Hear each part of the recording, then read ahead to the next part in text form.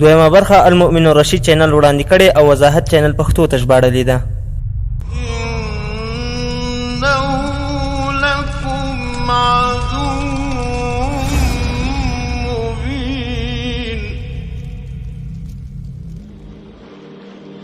Ibn Abi Hatim radiallahu anhu, one of the great scholars of the hadith, in his Sunan, he reports that Iblis ابن ابي حاتم رضی الله عنه چې د احادیث لوی علماو څخه دی، هغه په خپل سنن کې روایت کوي چې ابلیس دعا وکړه، یا الله تا زه خلق کړم د دې لپاره چې د ادم د اولادونو د ګمراهۍ لامل شم، زه به په دوی تر هغه ولکه پیدا نه کړم تر څو چې ته راته اجازه را نه کړې، نو ما ته دا طاقت را کړه چې د ګمراهۍ لامل یې شم. الله تعالی وفرمایل تا ته مې دا طاقت درکړ. بیا شیطان وویل ای الله زیات طاقت غواړم. متوجه شئ، هغه الله تعالی نه د زیات طاقت غوښتنه وکړه. نو الله تعالی فرمایي کله چې د ادم اولاد پیدا شي نو له هغه سره به بل شیطان هم پیدا شي.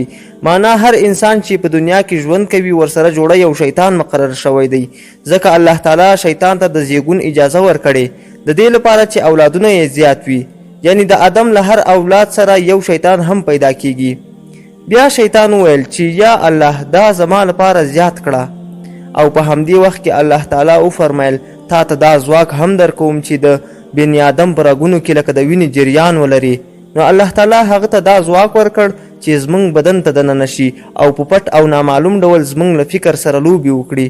مثلا د شیطان وسوسه ځینې وخت په دې ډول وي چې فکر کوو دا زموږ خپل افکار دي، خو په حقیقت کې دا د شیطان چټله وسوسه ده چې زموږ په ذهن کې یې رسموي. او بیا شیطان وویل چې یا الله له دې هم زیات غواړم، او الله تعالی په دې آیات کې وویل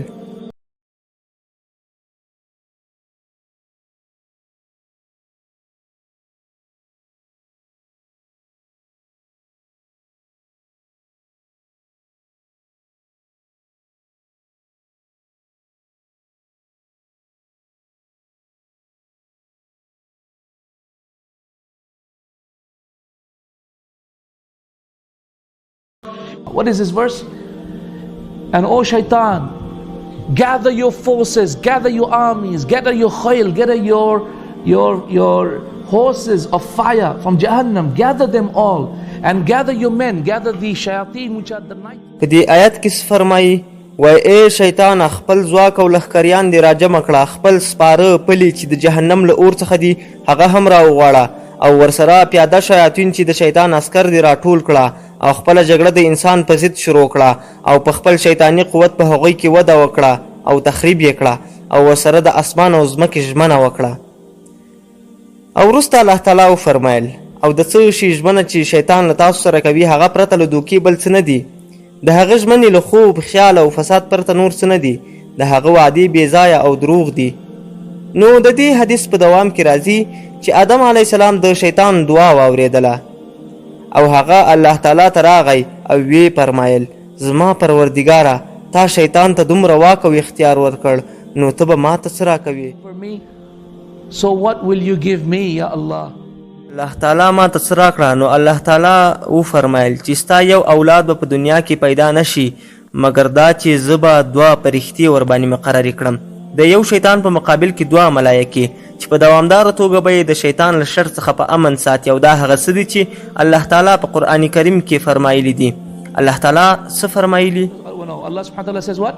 له معقبات من بين يديه ومن خلفه يحفظونه. فرمایلی دي چې د هر انسان لپاره مونږ دوه ملایکې مقررې کړې چې وی مخ او بله شاته وي، او د الله تعالی په امر د هغه ساتنه کوي. له موږ سره هر وخت 5 ملایکې وي.